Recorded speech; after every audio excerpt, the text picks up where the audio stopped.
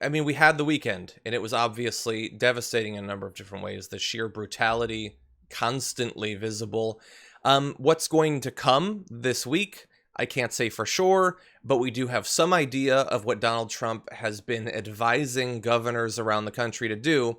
Here's the initial results of a call he had this morning with governors. President Trump apparently unloaded on them, saying, quote, "You have to dominate. If you don't dominate, you're wasting your time. They're going to run over you. You're going to look like a bunch of jerks. You have to dominate. Washington was under very good control, but we're going to have it under much more control. We're going to pull in thousands of people. You've got to arrest people. You have to track people. You have to put them in jail for 10 years, and you'll never see this stuff again." So you have to, again, these are this is the conservatives, very cautious about government spying and overreach and executive power and all of that.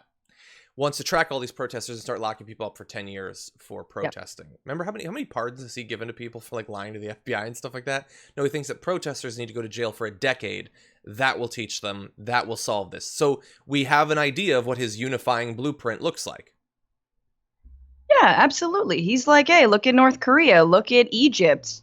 You know, why can't we be more like them?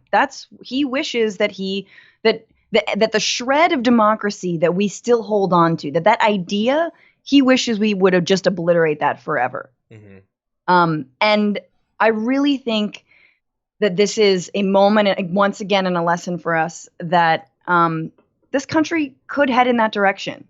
And we're at this crossroads right now. And I think what we're seeing right now is obviously, once again, how horribly unfairly Black Americans are treated by the police in this country and how they are criminalized. Take that and just expand it to all people, right? And double it. Obviously, if we are in an actual dictatorship, Black Americans will still be the ones suffering the brunt of it. But he wants more militarism, not less. Yeah. And I think this is just a crossroads for us to really think about, hey, with 4 more years, maybe he could actually get it. Maybe he could do it. Yeah. Yeah. If he didn't have to worry about running for re-election, if he has apparently decided that his only way to win re-election is to turn out 99% of his base by letting them know explicitly that he is in favor of race-based mass murder, effectively. Yes. Like, we're not supposed to say that. We're supposed to be polite and pretend that that's not what the movement is, that it is not entirely founded on white supremacy, but that's what it is. Or at the very least, that's what he thinks it is. Look at what he's doing. Look at what he's saying. You can't draw any other conclusion than that. And so I guess looking ahead, because the curfews are continuing, the protests are going to continue. I'm curious, Francesca, I mean, what do you think? What is the situation going to be by the time we do our show together next Monday? Will we have had, militia members open fire on a crowd? Will we have 12, 2 dozen people who've been killed by police? By that point, we already have a few. God, I really hope not. But I do think that protests will continue, and not just petering off, random looting, but real nonviolent protests that, again, have been the majority of the things we've seen, and those are going to continue. I know the Movement for Black Lives is calling for a week of action. I think that action will absolutely continue. I think you're going to see the rubber hitting the road. We are at a moment, especially because of this pandemic, especially because we see the machinery of this police state and we see the money that is there. We're at this, and it's an election year. Mm-hmm. We are at a crossroads. This is a moment where I actually think we could get, let's be real, even the most minimal police reform would be good, would be better. Even just protection of peaceful protesters would be good. One city. All right. Yes, I want the whole pie. I feel you when I hear everyone who's like, nah, shut it all down. But we're at a moment, I think there is a real opening here, no matter what happens. In November, God, I can't even say that. No, it definitely matters what happens in November. But I do hope that in a week, there is continued pressure on police departments to actually make some real reforms and to arrest the 3 officers who were implicated in this murder. Yeah. This is what the Minneapolis protesters are demanding and what people around the world are demanding.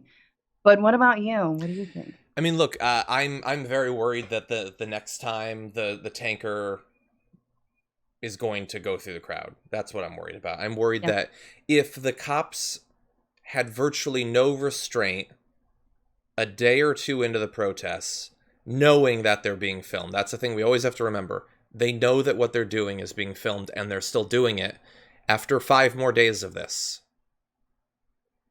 What are they going to do then? What restraint will be left after that? And in terms of the goals, I mean, it's not up to me. And, I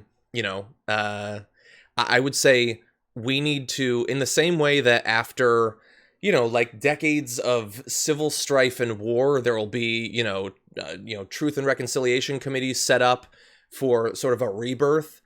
I think that we need to finally acknowledge that the entire American philosophy on policing and law enforcement has been abusive and broken from the very beginning. Broken from the point of view of the people who are abused, not from the system. It's set up and it's worked very well from their point of view.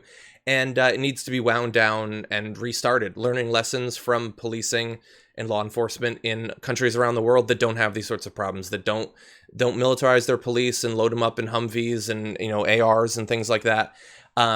If current cops can pass the mental health checks, and if they're not tied to white supremacist organizations and things like that, then they can be retrained and they can join. That's what we should be aiming for, is a fundamental rebooting of law enforcement in America. Because the thing is, if we don't get that, then maybe we'll see a slight reduction in violence. But we know what these police departments are like. We know their ability and capacity to protect their own and to fight against any reforms. I love that. I think a rebooting of the police is a really, really good way to think about it. Mm-hmm. I hope. Start anew.